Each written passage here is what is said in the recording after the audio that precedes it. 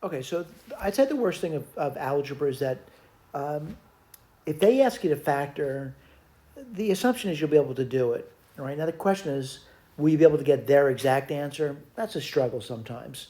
Here's the deal, though. I'm looking at it. And I'm going to try grouping again. And what do I see? I definitely see an m cubed common between the first two terms. And what would you get? 1 minus m squared. And then I'm looking at the last two terms, and I see a 32. And what do you see over there? Well, you'd get m cubed minus 1. But I'll be honest with you, my problem with this is it seems like things are out of order. Like the first guy, I see 1 minus m squared as a factor, but the second guy, I see m cubed minus 1 as a factor. So what I'm going to do over here is I'm going to factor minus 1 out from the second term.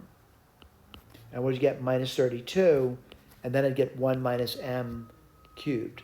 Now, by the way, it still could be a dead end, but at least they're sort of in the same order at this point. Let's write this down, m cubed.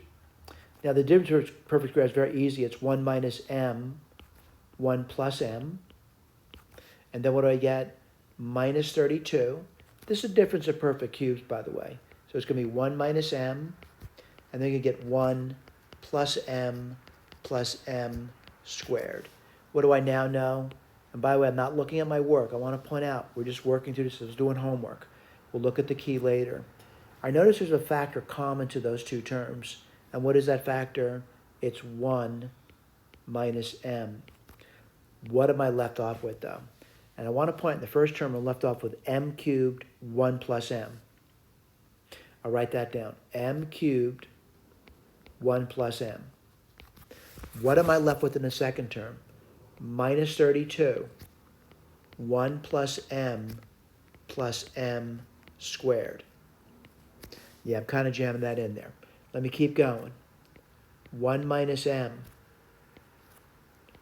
Then you're going to get, let me put this on the side somewhere. So m cubed plus m4 minus 32 minus 32m minus 32m squared. Well, I'm going to write it in an order I like. I'm going to do in descending powers. So m4, m3 minus 32m squared minus 32m. I'm jamming it in, aren't I? Minus 32. Now, granted, someone says, could you factor that? It doesn't look factorable, but you could give it a try. I'm not saying it's not factorable. It just doesn't look like it's going to go anywhere. So I'm going to say, I wonder, did they get that answer? And that's my thing. If I didn't, I'd say, you know what? Maybe I could do more. I don't know. Let's take a look.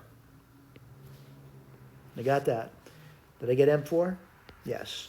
Did I get m cubed? Yes. Did I get minus 32m squared? Yes. Minus 32m? Yes. Minus 32? Yes. Things are working out as advertised. They're moving forward to that solution over there. All right, I just want to remind you that a lot of times I don't see things that other people do, and there's sometimes they have interesting thoughts. They say, you know what, I see something. So if you see something that I'm not seeing, you should reach out to me. And again, you probably know my name by now. Let me go for that. It's right over here. And let me just circle that for you.